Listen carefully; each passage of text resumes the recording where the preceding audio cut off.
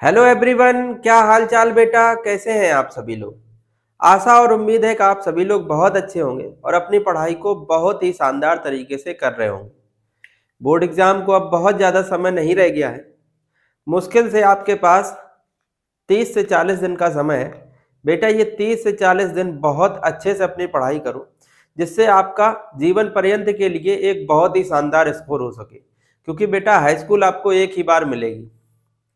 तो इसी मोटिवेशन के साथ क्लासों से आप जुड़ते रहें और अपनी पढ़ाई को बहुत ही अच्छा करते रहें, जिससे क्या हो कि आपका जो स्कोर है वो बहुत ही शानदार हो सके एग्जाम के लिए।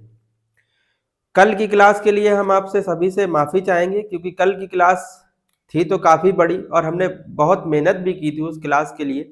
बहुत अच्छे क्वेश्चन भी हमने आपको कराए थे, लेकिन क्या हुआ कि कुछ समय के बाद उस क्लास में वॉइस आना बंद हो गई।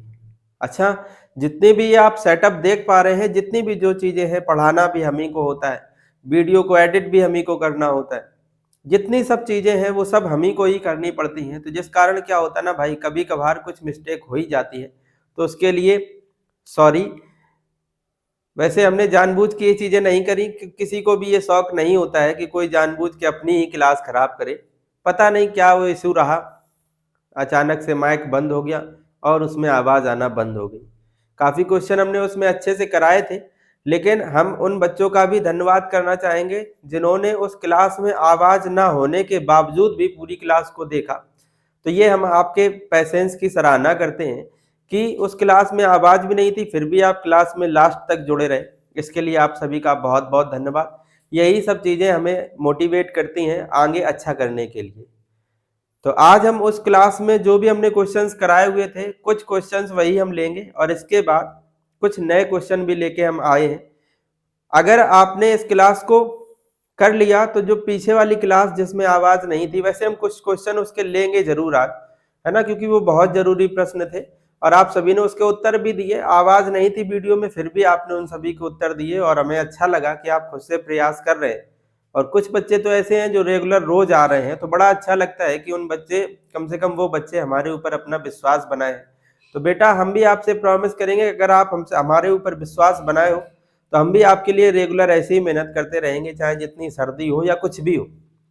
यहाँ तक कि अभी मेरी तबीयत भी सही नहीं थी उस दिन, जिस दिन मैंने क्लास ये अपलोड की है, फिर भी मैंने आप लोगों के लिए क्लास को बनाया, अपलोड किया। रीजन ये था बेटा कि मैं नहीं चाहता, अगर मैं थोड़ा बहुत सर्वाइव कर पा रहा हूँ चीज़ों को, तो हाँ, थोड़ा ये तो हो सकता है कि क्लास जितनी अच्छी बननी चाहिए उतनी अच्छी नहीं बनेगी, लेकिन कुछ चीज़ें तो हम आपके पास तक डिलीवर्ड कर देंगे। कुछ ना होने से अच्छा तो यही था कि आपको लगभग 30-40 मिनट की कोई तो क्लास मिली, आपने कुछ तो उससे नया सीखा होगा। तो आज की भी हम क्लास यहीं से स्टार्ट करेंगे। पिछले पहले कुछ क्वेश्चंस लेंगे। कॉन्सेप्ट जितना था वो हमने सब बताया था, उसमें हमने बाद में रीचेक किया। तो कॉन्सेप्ट जितने भी हमने आपको पढ़ाए हैं उनमें प्रॉपर वॉइस है। जब हम क्वेश्चन की स्टार्टिंग कर रहे हैं, क्वेश्चन सॉल्व करवा रहे हैं, तो वहां पर आवाज नहीं थी। तो हम इस वीडियो लेक्चर में उन्हीं क्वेश्चंस को लेकर स्टार्ट करेंगे और इसके बाद क्या है, इसके जो हमने और भी क्वेश्चन सिलेक्ट किए हैं बोर्ड एग्जाम 2026 के लिए, फिर उनको कराने की कोशिश करेंगे। कल एक और इसका वीडियो आएगा जिसपे इस पे जितने भी और इम्पोर्टेंट क्वेश्चंस हो सकते हैं उनको कराने की कोशिश करेंगे और इस टॉपिक को यहाँ से फिनिश करेंगे। ठीक है बेटा? तो देखो, एक आपको स्क्रीन पर क्वेश्चन दिख रहा होगा, इस क्वेश्चन को देखो सॉल्व करते हैं, फिर इसके बाद हम लोग चलेंगे अच्छे अच्छे सवालों की तरफ और कुछ ऐसे सवाल जो प्रीवियस की वीडियो में बताए गए थे, लेकिन वॉइस ना होने की वजह से हो सकता है कुछ बच्चे उस बात को ना समझ पाए। चलो देखो, क्लास आज की फिर स्टार्ट करते हैं। देखिए, क्वेश्चन था कि बिंदु दिए गए हैं, एक बिंदु है -2,6 और एक बिंदु दिया गया -2,10 को मिलाने वाले रेखाखंड के मध्य बिंदु के निर्देशांक ज्ञात करो। काफी आसान क्वेश्चन है और ये 2024 की एग्जाम पे आया हुआ था क्वेश्चन, तो आप ध्यान देना इसको। जैसे देखो, एक बिंदु ए और एक बिंदु बी को ये मिलाने वाला रेखाखंड हो गया। ए के निर्देशांक है -2,6 और बी के निर्देशांक है -2,10। कह रहे हैं इनको मिलाने वाले रेखाखंड के मध्य बिंदु के निर्देशांक बताओ। हमने मान लिया इस रेखाखंड ए बी का जो मध्य बिंदु है वो हमने P मान लिया, और किसी भी बिंदु के बेटा निर्देशांक x, y के फॉर्मेट में होते हैं। ये बात हमने कल के वीडियो लेक्चर में आपको बहुत अच्छे से बताई थी। अब इसके हमें निर्देशांक ज्ञात करने, तो बेटा जो बिंदु दिए गए हैं उनको आप एक आदत बना लो कि एक बिंदु को x1 y1 मान लो और दूसरे बिंदु को x2 y2 मान लो। क्लियर है ना इतनी बात? अब इस मध्य बिंदु के निर्देशांक निकालने के लिए हमेशा फार्मूला हम लोग याद रखेंगे, मध्य बिंदु P के निर्देशांक। देखो इसमें x और y है, x के लिए बेटा फार्मूला होता है x1 प्लस x2 अपॉन 2 और y के लिए उसी प्रकार से फार्मूला होता है y1 प्लस y2 अपॉन 2। तो पहले x को निकालते हैं, x1 की वैल्यू कितनी है -2 प्लस x2 की वैल्यू भी -2 है तो यहाँ -2 ही आ जाएगा डिवाइड बाई 2। तो -4 में 2 से डिवाइड करोगे तो -2 आ जाएगा, तो x की वैल्यू -2 आ गई। इसी प्रकार से बेटा y निकाल लो, तो y का फार्मूला होता है y1 प्लस y2 अपॉन में 2।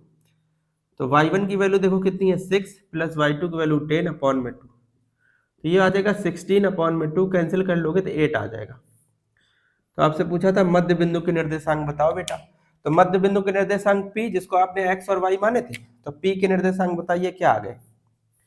मध्य बिंदु आपने P माना था, P के निर्देशांक आपने x और y माने थे और बताइए x की वैल्यू कितनी आ गई -2 और y की वैल्यू कितनी आ गई 8।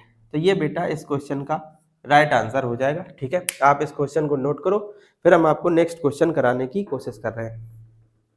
आसान सा सवाल था, ये जो पिछली क्लास थी उसमें बेटा हमने इस क्वेश्चन को लिया था, लेकिन आवाज नहीं आ रही थी, इस वजह से हमने इसको फिर से कराया क्योंकि जरूरी सवाल था, बना है एग्जाम में, इसलिए हम आपको ये सब क्वेश्चन करा रहे हैं।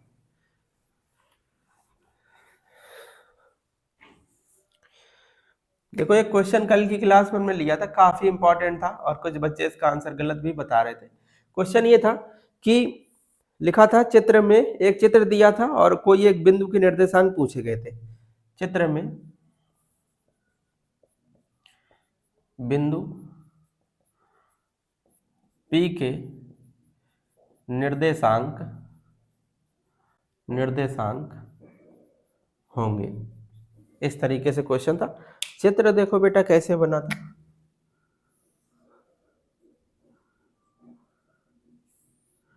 ये आपकी x एक्सिस है और ये y एक्सिस है, ये y का नेगेटिव है और ये x का नेगेटिव है। जहां पर ये एक्सिस एक दूसरे को इंटरसेक्ट करती हैं अर्थात काटती हैं, उसे हम लोग मूल बिंदु कहते हैं और उसके निर्देशांक 0,0 होते हैं। ठीक है, यहाँ पे 1 है और यहाँ पर 2।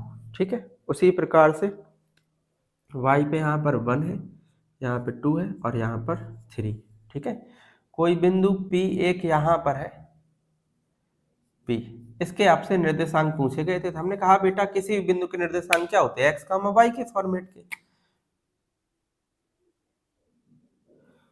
इस तरीके से ये बिंदु P था, आपसे इस बिंदु P के निर्देशांक पूछे गए थे। ऑप्शन भी हम आपको यहाँ मेंशन किए दे रहे। पहला ऑप्शन था बेटा 2,3, सेकंड ऑप्शन था बेटा 2,-3, थर्ड ऑप्शन था बेटा 3,2 और फोर्थ ऑप्शन जो इसका डी ऑप्शन था वो था -3,2। इस तरीके से ऑप्शन गिवन थे। ये पूछा गया था कि इस बिंदु P के क्या निर्देशांक होंगे। तो देखो बेटा जैसे ये बिंदु P है, तो आप ये देखो बिंदु P जो है ना वो x एक्सिस में कहां पर है 2 पर है और y एक्सिस पर देख रहे हो कहां पर है 3 पर है। तो बिंदु P के निर्देशांक अगर आप डायरेक्ट ऐसे देख रहे हो तो आप कह रहे हो 2,3। देखो जो बच्चों के मन में आती हैं चीजें, पहले हमने वो वाली आपको बात बताई है कि इस क्वेश्चन में ज्यादातर केस में बच्चे जो इसका आंसर करते हैं उन्होंने देखा कि x पर देखा तो वो 2 पर था और y पर देखा तो वो 3 पर था, तो इस बिंदु के निर्देशांक 2,3 हो गए और तुरंत देखा कि ऑप्शन नंबर 2 फर्स्ट इसका सही है और इसको सही करके आगे बढ़ गए। लेकिन भाई मेरे 1 मिनट तो रुक जाओ, x पर आपने देखा ये 2 है और आप देख रहे हो ये x की पॉजिटिव डायरेक्शन है, बहुत अच्छी बात है, आपने पॉजिटिव में लिया, बहुत खुशी की बात है। लेकिन अगर आप देखो ना भाई ये y की पॉजिटिव डायरेक्शन तो ऊपर होती है, ये y की निगेटिव डायरेक्शन है मेरे भाई, और अगर ये y की निगेटिव डायरेक्शन है तो यहाँ पर y का मान ये -1, -2, -3 होगा, ये इधर की ओर y के मान माइनस के होते भाई, तो यहाँ पर y के लिए यहाँ पर क्या लगेगा माइनस। तो इस बिंदु P के निर्देशांक जो है भाई वो 2,-3 होंगे, जबकि फर्स्ट टाइम में अगर आप देखोगे तो तुरंत इसका आंसर 2,3 देखोगे और कर दोगे आंसर। लेकिन भाई थोड़ा सा आप ध्यान देना क्वाड्रेंट का, x का ये पॉजिटिव होता है, x का ये निगेटिव होता है। इधर पर x का कोई मान लिखा हो आप समझना उसके पहले माइनस लगा के आपको लिखना पड़ेगा। ये y का पॉजिटिव होता है और ये y का निगेटिव होता है। थोड़ा सा कंफ्यूज करने के लिए यहाँ पर देख रहे हो पॉजिटिव दिया गया, लेकिन आप थोड़े से समझदार बन जाओ भाई, ये y का नेगेटिव एक्सिस है, इसलिए यहाँ पर y का मान देखो 3 है, 3 से पहले बस क्या लगाना -3। तो इस क्वेश्चन का जो फाइनल आंसर होगा बेटा वो ऑप्शन नंबर बी राइट होगा, जिसका आंसर होगा 2, -3, अर्थात बिंदु P के निर्देशांक बेटा होंगे 2, -3। समझ रहे हो बात को?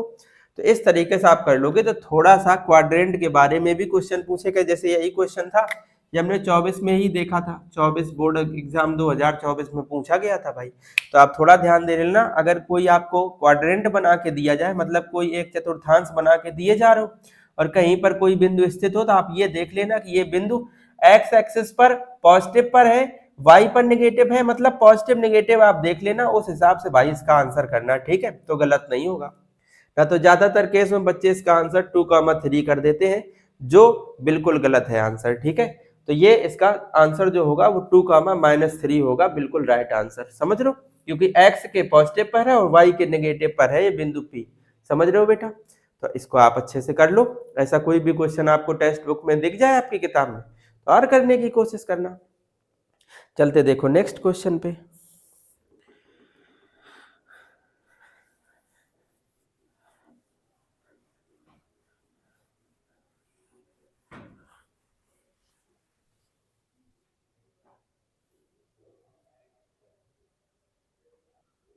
देखो नेक्स्ट क्वेश्चन है बेटा आपका, ये भी काफी इंपॉर्टेंट क्वेश्चन है।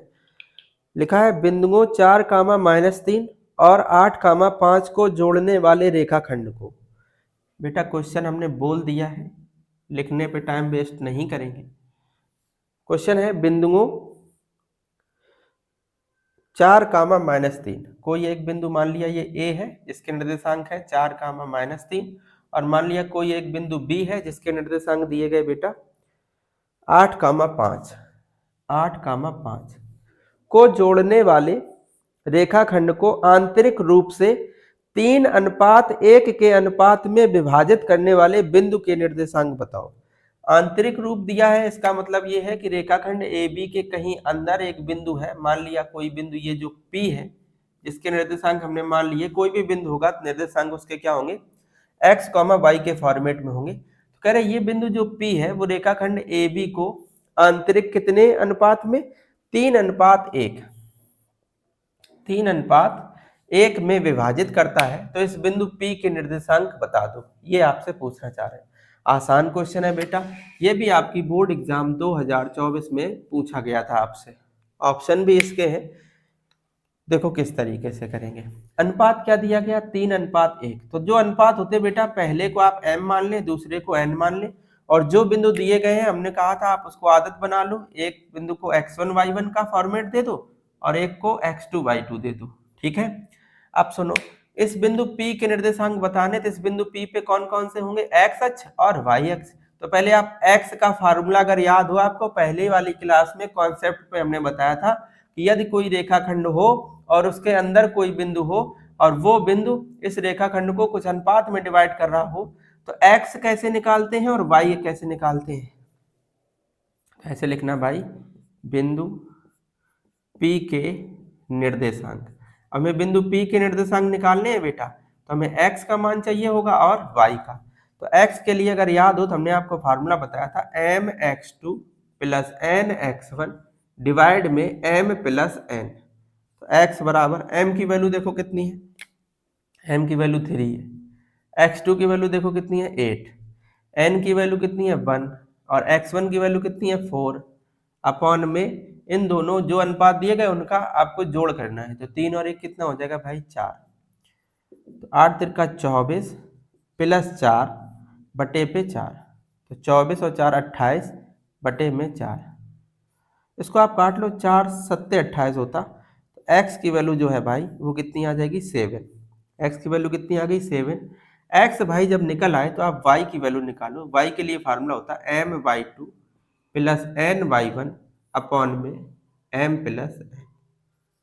m की वैल्यू बेटा देखो कितनी है 3 और y2 की वैल्यू देखो कितनी है 5, n की वैल्यू 1 है और y1 की वैल्यू कितनी है -3 अपॉन में m + n, m की वैल्यू 3 n की वैल्यू 1, जोड़ोगे तो कितना हो जाएगा 4।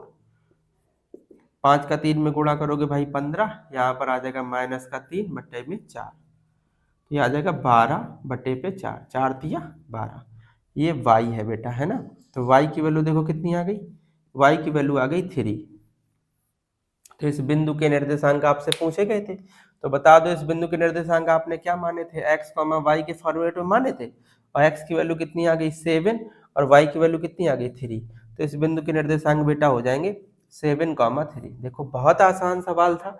अगर कोई रेखाखंड दिया जाए, उसके अंदर कोई बिंदु दिया जाए और ये बोले कि ये बिंदु इस रेखाखंड को कुछ दिए गए अनुपात में विभाजित करता है, तो उस बिंदु के निर्देशांक बताओ। तो हमेशा याद रखना, उस बिंदु के निर्देशांक निकालने के लिए x का बेटा ये वाला फार्मूला आप लगाएंगे और y का ये वाला फार्मूला लगाएंगे। कैलकुलेशन करके आप बहुत आसानी से उस बिंदु के निर्देशांक बता सकते हैं। ठीक है, तो अच्छे से आप इसको नोट कर लो। चलते हैं नेक्स्ट क्वेश्चन पे।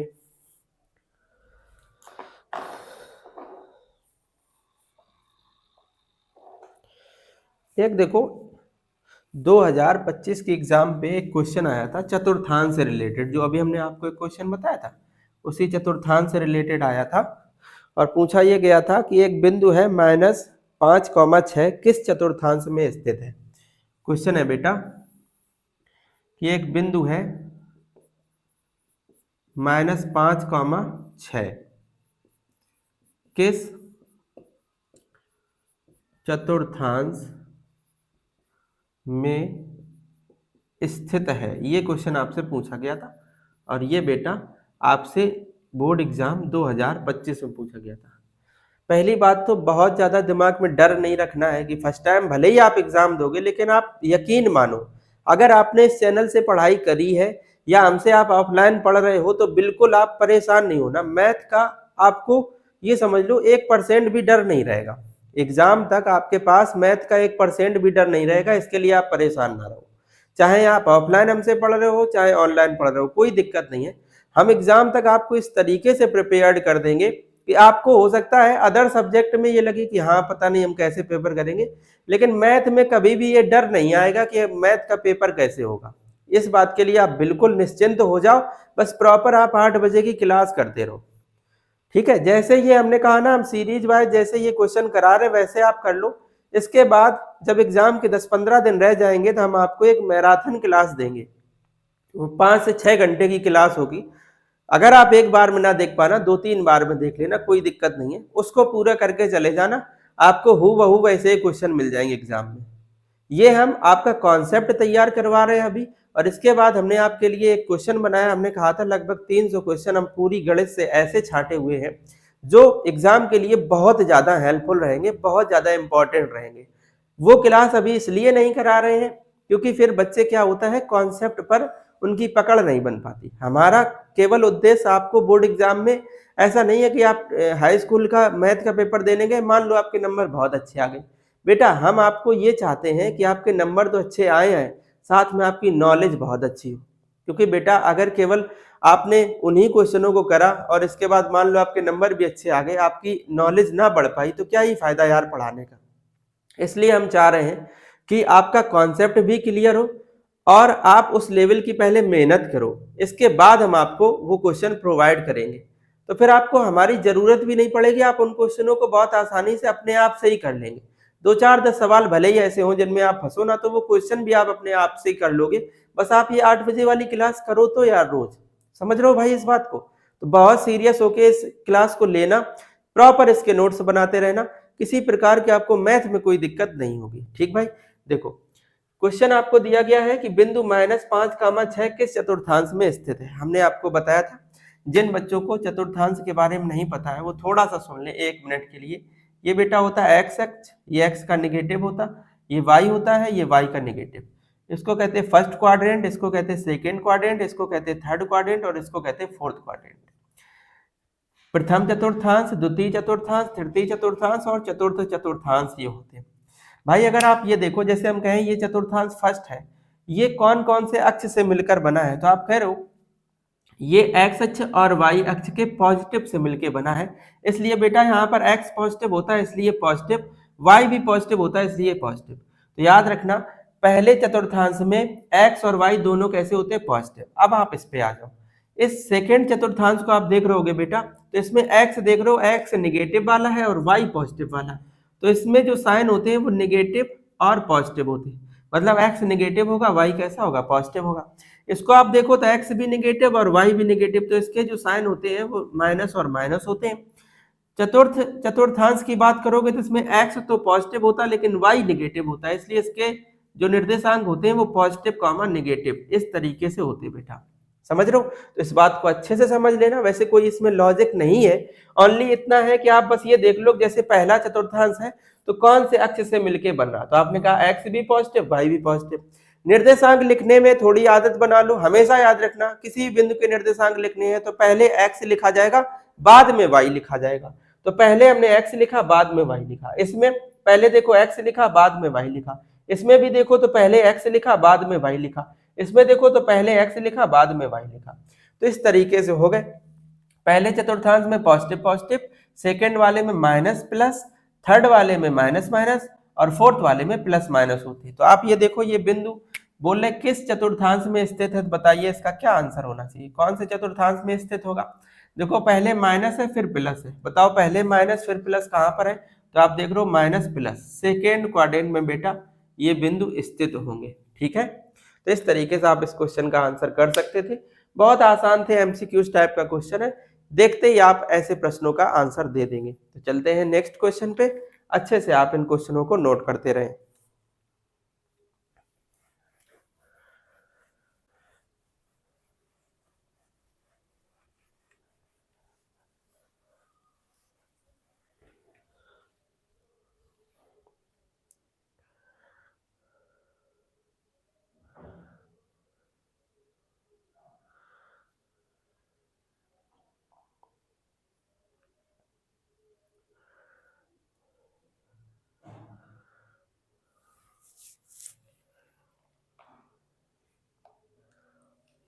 एक क्वेश्चन है आपका, बहुत आसान सा क्वेश्चन हम ले रहे हैं।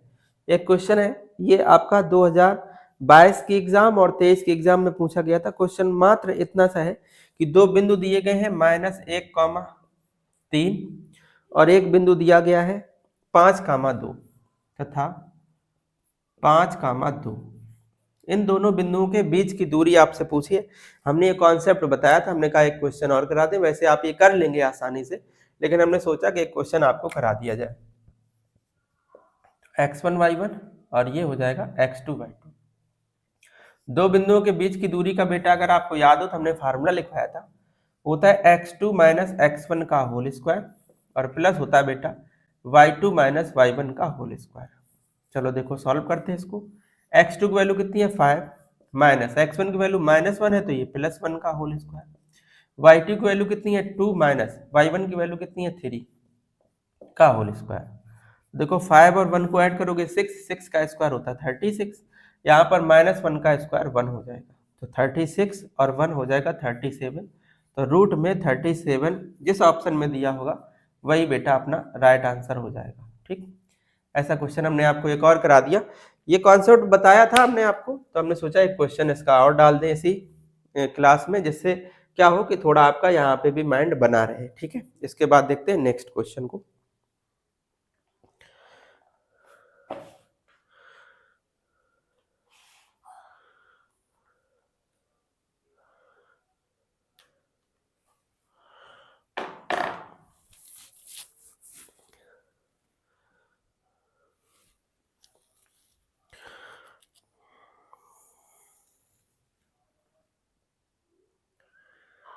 देखो ये बहुत अच्छा क्वेश्चन है, बहुत ध्यान से देखना।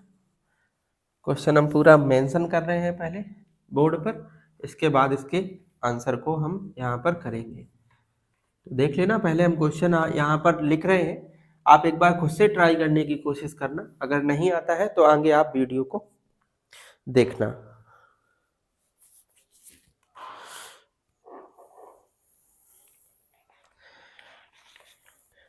क्वेश्चन है बेटा आपका, लिखा है सीड्स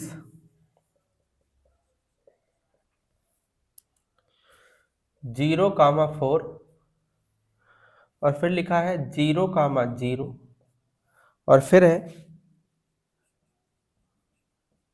3,0।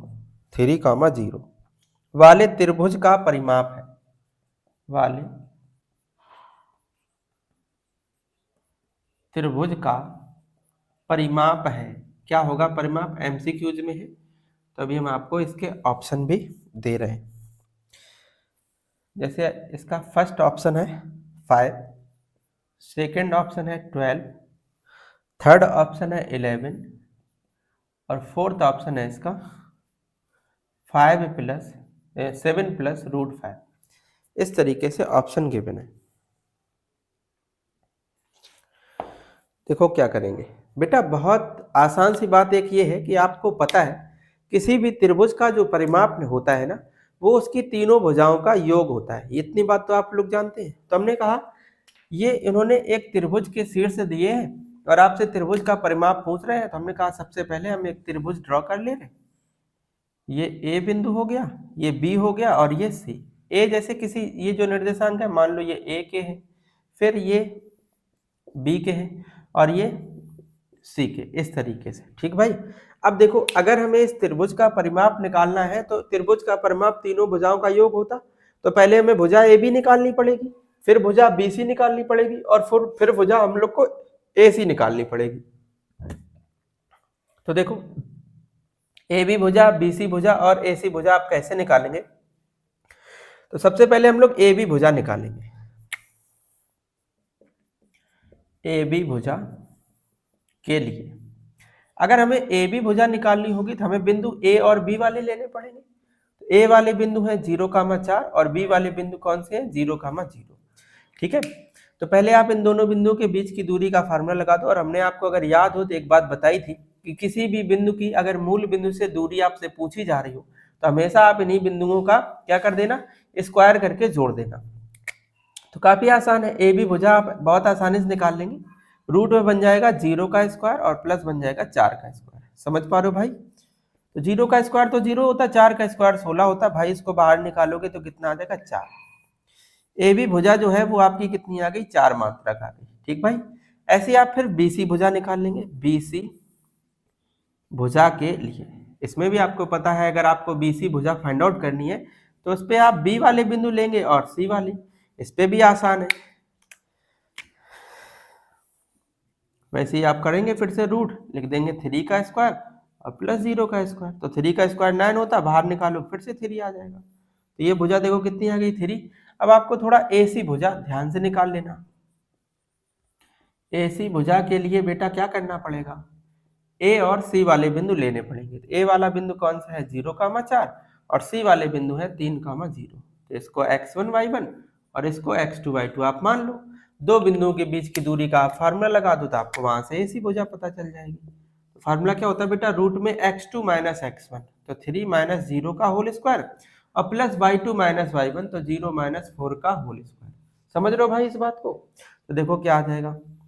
3 का स्क्वायर होता है 9 और माइनस 4 का स्क्वायर करोगे तो 16, ऐड करोगे 25, बाहर निकालोगे भाई आप इसको तो कितना आ जाएगा? 5। देखो आपको इस त्रिभुज की ए बी भुजा भी पता चल चुकी है, बी सी भुजा भी पता चल चुकी है, ए सी भुजा भी पता चल चुकी है।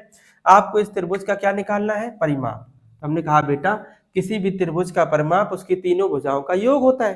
तो आपने कहा बहुत अच्छी बात है। तो हमें अगर इस त्रिभुज ए बी सी का परिमाप निकालना है तो आप क्या करेंगे बताओ? परिमाप निकालने के लिए आप इसकी भुजाओं को जोड़ेंगे, A B plus B C और प्लस ए सी।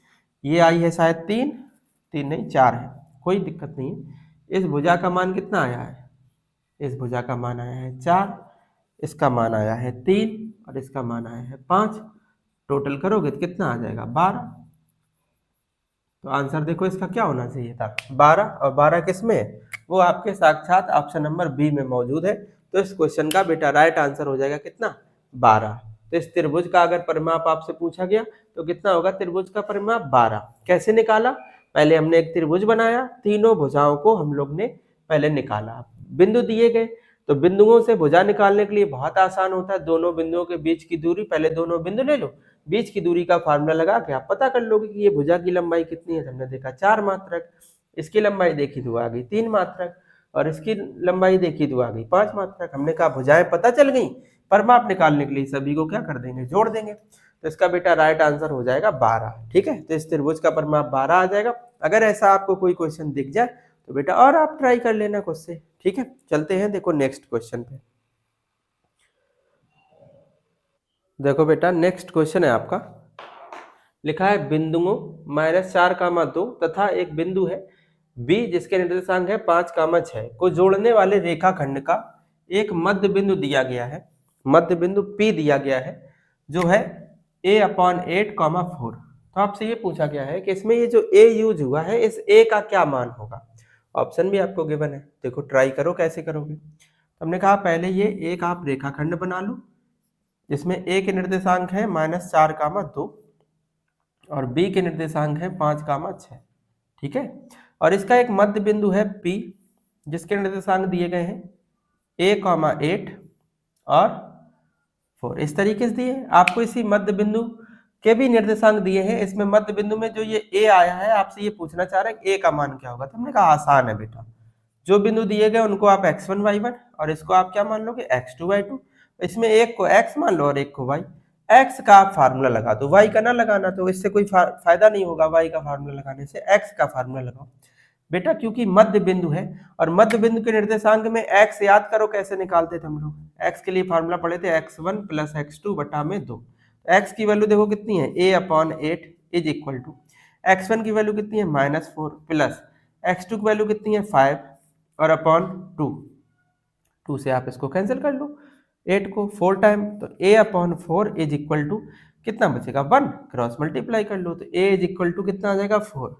तो देखो कौन सा ऑप्शन सही हो जाएगा, a की वैल्यू 4 आई, जो डी फॉर देवसेना इसका राइट आंसर हो जाएगा बिल्कुल। ठीक है, इसका ऑप्शन नंबर 4 सही हो जाएगा, ऑप्शन नंबर 4 भी सही होगा और इसका आंसर में 4 भी लिखा है तो 4 इसका राइट आंसर हो जाएगा।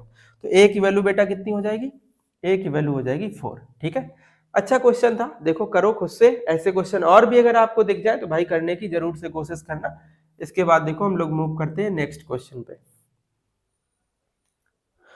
नेक्स्ट क्वेश्चन आपका ये दिया है कि कोई एक त्रिभुज है ABC, कोई एक त्रिभुज है, बहुत अच्छा क्वेश्चन है, बहुत ध्यान से समझना। हमने कहा कोई एक त्रिभुज है, कौन सा, A, B और C। इसके शीर्षों के निर्देशांक भी आपको दिए गए हैं, शीर्षों के निर्देशांक दिए गए हैं। A का दिया गया है 7,5, ठीक है, और B का दिया गया है 5,7, 5,7 और C का दिया गया है -3,3, -3,3। ठीक है, इस तरीके से। तो क्वेश्चन हम पहले पूरा पढ़ दे रहे हैं। लिखा है बिंदुओं ABC के शीर्षों के निर्देशांक क्रमशः 7,5, 5,7 और -3,3 है। यदि BC का मध्य बिंदु D है तो AD का मान ज्ञात करना है, तो AD का मान ज्ञात करना है। ऐसे दिया गया है कि BC का मध्य बिंदु जो है ना वो D है, BC का मध्य बिंदु जो है वो क्या है D है। तो आपसे वो कह रहे हैं कि ये दूरी AD ज्ञात करो। क्या ज्ञात करना है, AD ज्ञात करना। तो बेटा हमने कहा अगर ये बिंदु D है तो इसके भी कोई ना कोई निर्देशांक रहे होंगे। मान लो इसके निर्देशांक क्या है x, y। अच्छा कैसे निकालोगे आप इनको, तो देखो ये जो बिंदु D है वो BC का मध्य बिंदु है और मध्य बिंदु के निर्देशांक अगर आपको याद हो कैसे निकालते थे भाई, जैसे ये बिंदु दिए गए इनको आप सबसे पहले क्या मान लो, एक x1, y1 और इसको क्या मान लोगे x2, y2। तो D मध्य बिंदु है BC का, तो x कैसे निकलता था याद करो, x1 + x2/2 करके। तो x1 की वैल्यू देखो कितनी है 5, x2 की वैल्यू कितनी है -3, तो प्लस की जगह क्या आ जाएगा -3 अपॉन पे 2। देखो 2/2 करोगे तो 1 आ जाएगा, तो x की वैल्यू कितनी आ गई 1। ऐसे आप y की वैल्यू निकाल लो, तो y की वैल्यू होती है y1 + y2/2। y1 की वैल्यू कितनी है 7, y2 की वैल्यू कितनी है 3 अपॉन पे 2। ऊपर आप जोड़ोगे 10 आएगा, 2 से भाग करोगे तो 5 आ जाएगा। तो बेटा इस बिंदु D के निर्देशांक देखो क्या आ जाएंगे, निर्देशांक x, y थे, x की वैल्यू 1 आ गई, y की वैल्यू 5 आ गई। तो इस बिंदु D के निर्देशांक बेटा बन जाएंगे, इस D के निर्देशांक हो जाएंगे 1,5। देखो आपने इस D के निर्देशांक निकाल लिए। अब आपको AD दूरी पता करनी है, ये निकालना काफी आसान है। अगर आपको ये AD दूरी निकालनी है तो आपको पता है AD दूरी के लिए अगर आपको कोई दूरी निकालनी है बेटा, अगर आपको बिंदु दिए गए हैं तो नहीं बिंदु से निकाल लो, जैसे AD दूरी निकालने के लिए आपको कौन से बिंदु लेने पड़ेंगे, A और D वाले। A वाले बिंदु कितने हैं 7,5 और D वाले बेटा बिंदु कितने हैं 1,5। ये दूरी निकालने के लिए आप क्या करते हैं, एक बिंदु को x1 y1 मान लेते और एक को x2 y2 मान लेते और दूरी का फार्मूला लगा देते। तो क्या होता है x2 माइनस x1 मतलब 1 माइनस 7 का होल स्क्वायर और प्लस 5 माइनस 5 का होल स्क्वायर। 5 से 5 गया 0 बचेगा, तो यहाँ पे माइनस 6 का स्क्वायर 36 आएगा, उधर तो 0 आ जाएगा, बाहर निकालोगे तो कितना आ जाएगा 6। तो इसकी दूरी जो हो जाएगी बेटा वो हो जाएगी 6 मात्रक। इसका बिल्कुल राइट आंसर हो जाएगा। देखो आसान क्वेश्चन था और ये एग्जाम में पूछा भी गया है, ये 2024 का ही क्वेश्चन है। तो देखो बड़ा आसान सा सवाल था और देखो आपने बहुत आसानी से कर लिया। सबसे पहले देखो क्या किया, जिन बच्चों को बातें ना समझ में आई हो तो सबसे पहले उन्होंने कोई एक त्रिभुज दिया था जिसके शीर्षों के निर्देशांक दिए गए थे। ए के निर्देशांक ये हैं, बी के ये दिए गए और सी के ये दिए गए। ठीक भाई, ए बी सी के निर्देशांक दे दिए। इसके बाद उन्होंने कहा था कि भुजा बीसी का मध्य बिंदु डी है। अगर भुजा बीसी का मध्य बिंदु डी ये है तो आप क्या करोगे, मध्य बिंदु के निर्देशांक आप कैसे निकालते हो, किसी भी बिंदु के निर्देशांक x, y होते तो x के लिए हमने फार्मूला लगा दिया। मध्य बिंदु का फार्मूला होता है x के लिए x1 प्लस x2 बटे 2 और y का होता है बेटा y1 प्लस y2 बटे 2। सॉल्व करके x और y के मान निकाले तो हमें डी के निर्देशांक पता चल गए। फिर हमें एडी दूरी निकालनी थी तो हमने कहा एडी दूरी निकालने के लिए ए और डी वाले बिंदु लेने पड़ेंगे। तो ए और डी वाले बिंदु लेके हमने दो बिंदुओं के बीच की दूरी का फार्मूला लगा के सॉल्व कर लिया। आसान था, नोट करो आप इसको। फिर चलते हैं नेक्स्ट क्वेश्चन पे।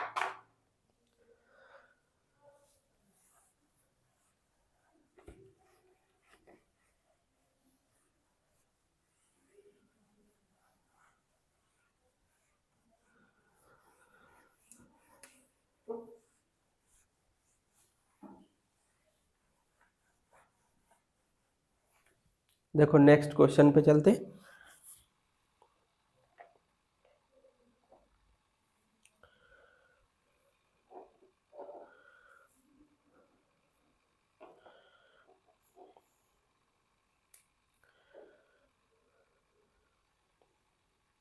एक क्वेश्चन देखो आपको दिया गया है, बिंदु दिए गए हैं sine theta comma sine theta और दूसरा बिंदु दिया गया है cos theta comma minus cos theta. आपसे इनके बीच की दूरी पूछी है।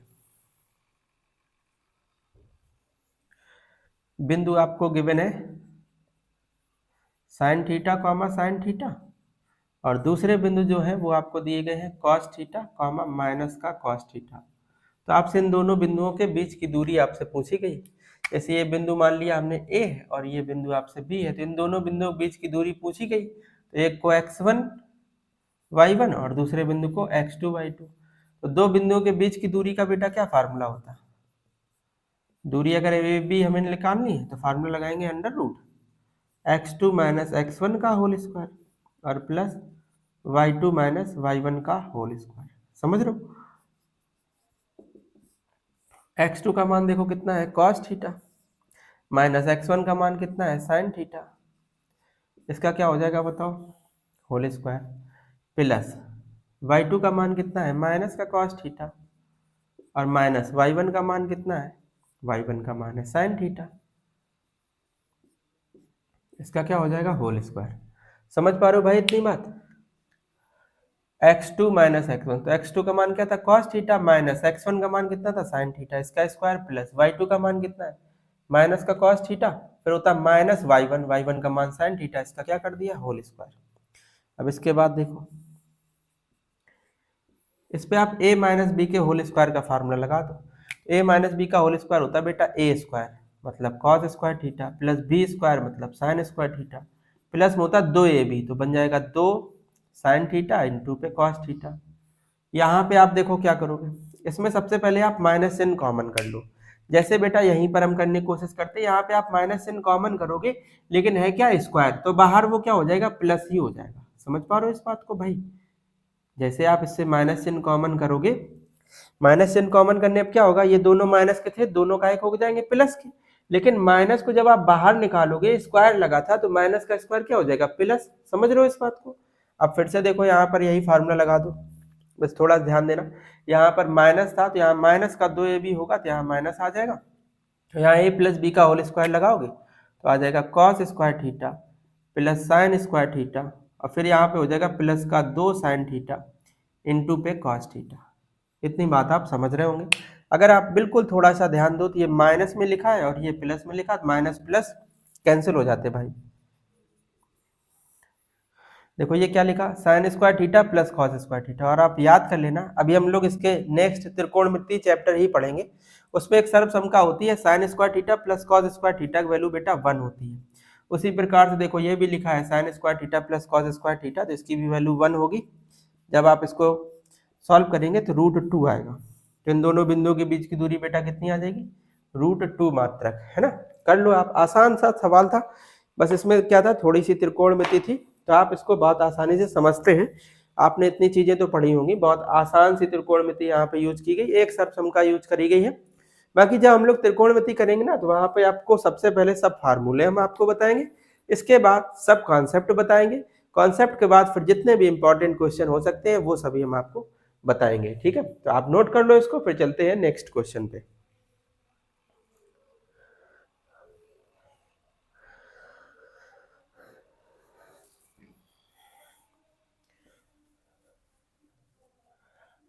अगला क्वेश्चन है कि एक त्रिभुज के शीर्ष दिए गए हैं और आपसे ये पूछना चाह रहे हैं कि ये त्रिभुज जो है ना वो किस प्रकार का त्रिभुज है, अर्थात ये त्रिभुज कैसा होगा।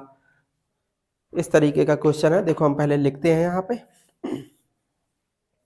क्वेश्चन है बेटा, लिखा है बिंदु, बिंदु -4, 0, और फिर अगला बिंदु है 4, 0, और फिर अगला बिंदु है और 0, 3। ठीक है, ये किसी त्रिभुज के शीर्ष है। आपको ये बताना कि ये त्रिभुज कैसा होगा, के शीर्ष है, के शीर्ष है। तो आपको ये बताना ये त्रिभुज कैसा होगा। देखो ऑप्शन आपको दिए गए हैं, पहला लिखा है समकोण त्रिभुज होगा, समकोण त्रिभुज के शीर्ष है ये। इसके बाद सेकंड नंबर पे आपको दिया गया है समद्विबाहु त्रिभुज के शीर्ष है, समद्विबाहु त्रिभुज, समद्विबाहु त्रिभुज के शीर्ष है। तीसरा ऑप्शन आपको दिया गया है समबाहु त्रिभुज, समबाहु त्रिभुज के शीर्ष है। और चौथा ऑप्शन आपको बेटा दिया गया है विषमबाहु त्रिभुज, विषमबाहु त्रिभुज। ये सभी त्रिभुज भुजाओं के आधार पर दिए गए हैं। जब हमने आपको त्रिभुज चैप्टर पढ़ाया था तो वहां पे हमने बताया था कि त्रिभुज दो प्रकार से डिफाइन होते हैं, कुछ त्रिभुज भुजाओं के आधार पर और कुछ त्रिभुज कोणों के आधार पर होते। तो ये देखो जो आपको दिए गए जैसे समद्विबाहु, समबाहु या विषमबाहु, ये भुजाओं के आधार पर त्रिभुज है। तो आपको ये बताना है कि इसमें से इन शीर्षों से कोई एक त्रिभुज है जिसके शीर्ष ये दिए गए हैं कि इस पे कौन सा त्रिभुज होगा, मतलब ये कौन से त्रिभुज के शीर्ष हैं, ये आपको बताना। थोड़ा हम बता दें, समकोण त्रिभुज कैसे आप समझ सकते हैं कि ये समकोण त्रिभुज के शीर्ष होंगे। तो सबसे पहले तो आप बेटा एक ऐसे नॉर्मल सा त्रिभुज बना लेंगे और आप इसकी तीनों भुजाओं को निकालेंगे। पहले तीनों भुजाएं कौन कौन सी, जैसे देखो हमने कहा सबसे पहले हम एक ऐसे त्रिभुज ड्रॉ करिए ले रहे हैं। जैसे हमने कहा ये ए है, ये बी है और ये सी। ए बिंदु जिसके निर्देशांक ऐसे मान ले रहे हैं -4, 0, बी के मान ले रहे हैं 4, 0 और सी के हमने मान लिए 0, 3। ठीक है, अब आप क्या करेंगे, इसकी तीनों भुजाएं निकालेंगे। तीनों भुजाओं कौन कौन सी, पहले ए बी भुजा, फिर बी सी भुजा और फिर ए सी भुजा। फिर आप देखेंगे कि इन भुजाओं में रिलेशन कैसा है। थोड़ा हम और आपसे डिस्कस कर ले। पहले समकोण त्रिभुज अगर प्रूफ होगा तो समकोण त्रिभुज का मतलब ये होगा कि इसमें कोई एक भुजा का वर्ग अन्य दो भुजाओं के वर्गों के योग के बराबर अगर आ गया तो फिर वो कैसा त्रिभुज होगा, समकोण। समद्विबाहु त्रिभुज का बहुत सीधा मतलब ये है कि अगर हमने तीनों भुजाओं को निकाला और उसकी दो भुजाएं बराबर आ गई तो इसका मतलब वो कैसा त्रिभुज होगा, समद्विबाहु। समबाहु का मतलब हमने इसकी तीनों भुजाएं निकाली, सभी भुजाएं समान, अर्थात तीनों भुजाएं समान आ गई तो कैसा हो जाएगा, समबाहु। और विषमबाहु का मतलब हमने इसकी तीनों भुजाएं निकाली, तीनों में से तीनों भुजाएं अलग अलग आ गई तो फिर वो कैसा त्रिभुज हो जाएगा, विषमबाहु। तो देखो इसको सॉल्व करते हैं हम लोग। सबसे पहले इसकी हम ए बी भुजा निकाल लें। कौन सी, ए बी।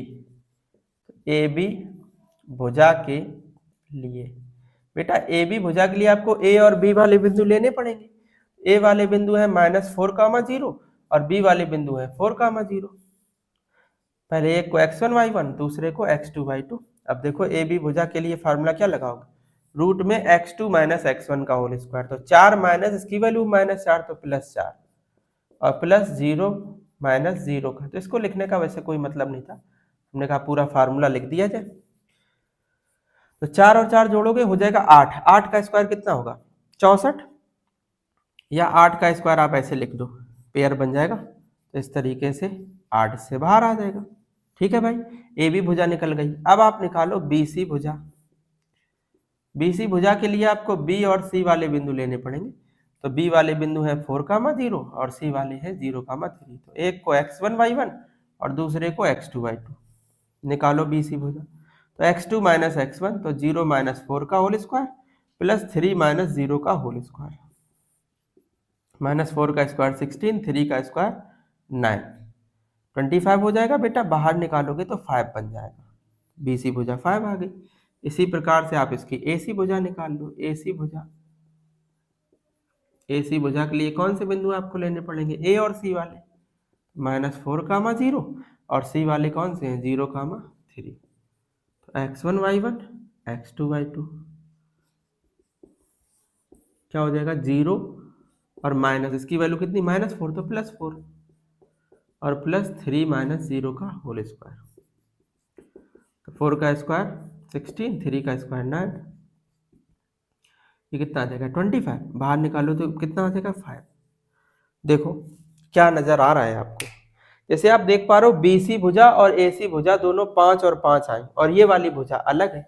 समझ रहे हो, ये भुजा और ये भुजा समान है, ये दोनों भुजाएं कैसी हैं समान है, और ये भुजा अलग है। हमने आपको अगर अभी बताया था कि अगर किसी त्रिभुज की दो भुजाएं एक जैसी हैं तो वो त्रिभुज कैसा होता है, समद्विबाहु त्रिभुज। तो बेटा इसमें आप देख रहे हो कि ए सी बराबर बी सी बराबर 5, दोनों भुजाएं 5 के बराबर हैं, इसलिए इन शीर्षों से बनने वाला बेटा जो त्रिभुज होगा वो समद्विबाहु त्रिभुज होगा, जो आपके ऑप्शन नंबर बी में साक्षात मौजूद है।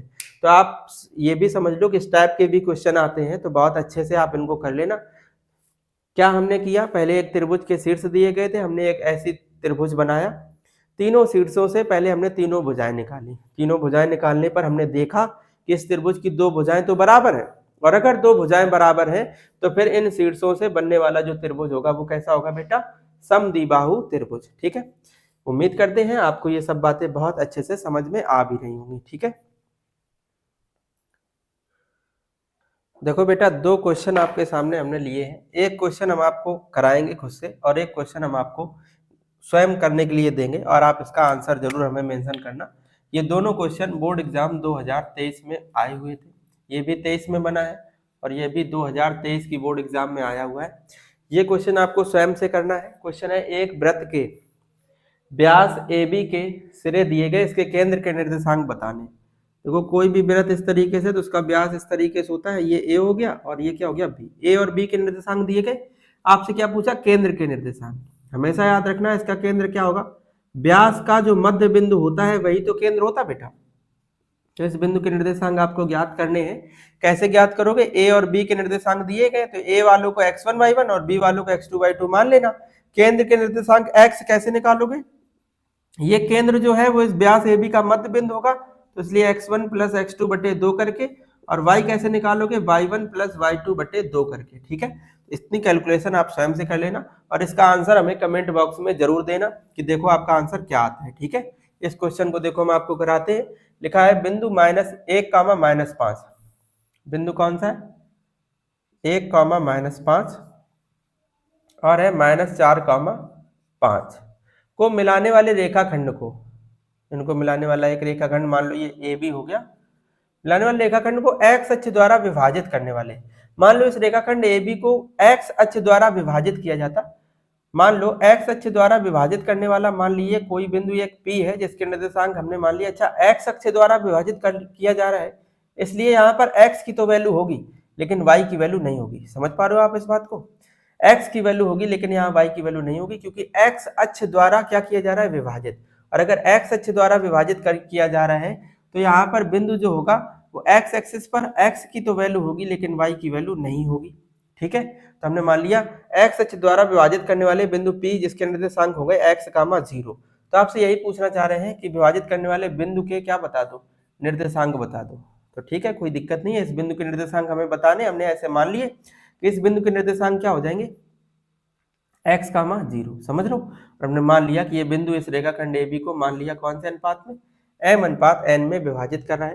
तो आप यहाँ से डायरेक्ट x का ही फार्मूला लगा लो। x बराबर देखो क्या हो जाएगा, x की वैल्यू पता चल जाए, इस बिंदु के निर्देशांक निकाल लेंगे। तो x का फार्मूला बेटा क्या होता है, m x2 plus n x1 upon में m प्लस n। तो देखो m की वैल्यू देखो कितनी है, m तो ज्ञात ही करना है, m है ना। तो एक काम कर लो, x का ना लगा के आप यहाँ पे y का फार्मूला लगा लो। वैसे हमें x ज्ञात करना, तो y का क्यों ही लगाना फार्मूला। तो देखो x बराबर क्या हो जाएगा भाई, हमें देखो x की वैल्यू तो पता करनी पड़ेगी ना।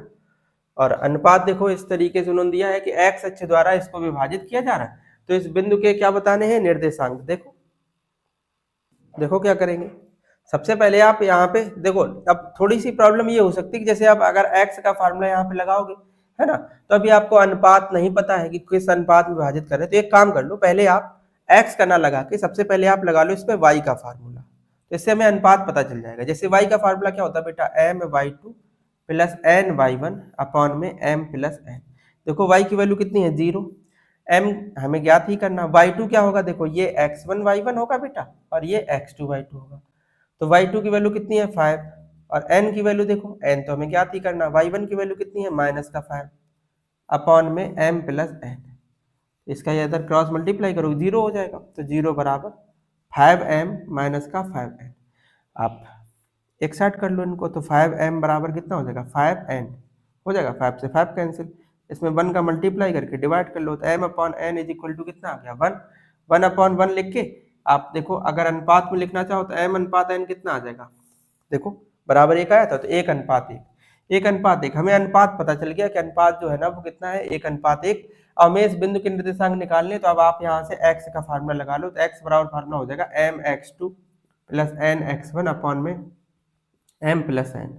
m की वैल्यू 1 है, x2 की वैल्यू देखो -4, प्लस n की वैल्यू 1 है, x1 की वैल्यू आप देख पा रहे हो 1 है, अपॉन में m प्लस n। m की वैल्यू 1, n की वैल्यू 1, तो 1 प्लस 1, -4 प्लस का 1 अपॉन में 2, माइनस का कितना आ जाएगा, 3/2। x की वैल्यू कितनी आ गई, -3/2। तो इस बिंदु के निर्देशांक पूछे थे आपसे, तो बताओ p के निर्देशांक बेटा क्या हो जाएंगे। इस बिंदु P के निर्देशांक हमने माने थे x, 0, x की वैल्यू कितनी आ गई, -3/2 और 0। तो इस बिंदु P के निर्देशांक बेटा हो जाएंगे -3/2, 0। आसान क्वेश्चन था, एक बार आप खुद से ट्राई करना। बस इसमें क्या है, सबसे पहले y का हमने फार्मूला लगा के पहले ये पता कर लिया कि ये बिंदु P जो है वो इस रेखाखंड AB को किस अनुपात में डिवाइड कर रहा। अनुपात पता चल गया तो हमें x का मान और निकालना था, तो इस फार्मूले से हम लोग ने x का मान निकाल लिया। ठीक है, तो फिलहाल बेटा इस वीडियो में इतना ही रखते हैं, ज़्यादा बड़ा वीडियो ना हो इसलिए हम इस वीडियो में इतना ही रखते हैं। बहुत इंपॉर्टेंट क्वेश्चन हमने आपको इस वीडियो में कराए हैं। ऐसी आशा और उम्मीद है कि आप लोगों को ये सब बातें बहुत अच्छे समझ में आई होंगी। अगर बेटा आपको चीज़ें समझ में आई हैं और आपको ये वीडियो थोड़े भी हेल्पफुल हो रहे हैं, तो आप वीडियो को लाइक कर सकते हैं, और अगर आप चैनल पर नए हैं तो चैनल को सब्सक्राइब कर सकते हैं। नेक्स्ट वीडियो में बेटा मिलेंगे। अगला वीडियो बहुत ज़्यादा जरूरी है, उसको आप बहुत अच्छे से करना, क्योंकि उसमें 4 और 6 नंबर के क्वेश्चन हम आपको वहां पर कराएंगे। यहाँ पर हमने आपको MCQs और उसके साथ साथ 2 नंबर वाले सवाल हमने यहाँ पर कराए हुए हैं। अब अगले वीडियो लेक्चर में हम आपको 4 नंबर और 6 नंबर के क्वेश्चन करा के इस टॉपिक को फिनिश करेंगे। जितना हम आपको करा दें उतना ही आपको करने की जरूरत है, एक्स्ट्रा आप कुछ भी ना करो, बिल्कुल निश्चिंत हो जाओ। गणित की तैयारी अब हमारी जिम्मेदारी है, इससे आप बिल्कुल परेशान ना हो। फिलहाल अब इस वीडियो में इतने रखते बेटा। वीडियो से जुड़ने के लिए आप सभी का बहुत बहुत धन्यवाद, बहुत बहुत आभार। ऐसे ही आप वीडियो से जुड़ते रहो और अपनी पढ़ाई को एक अलग लेवल पर करो, जिससे आपका एग्जाम में बहुत ही शानदार स्कोर हो सके। ठीक है, मिलते हैं नेक्स्ट वीडियो में। Thanks for watching.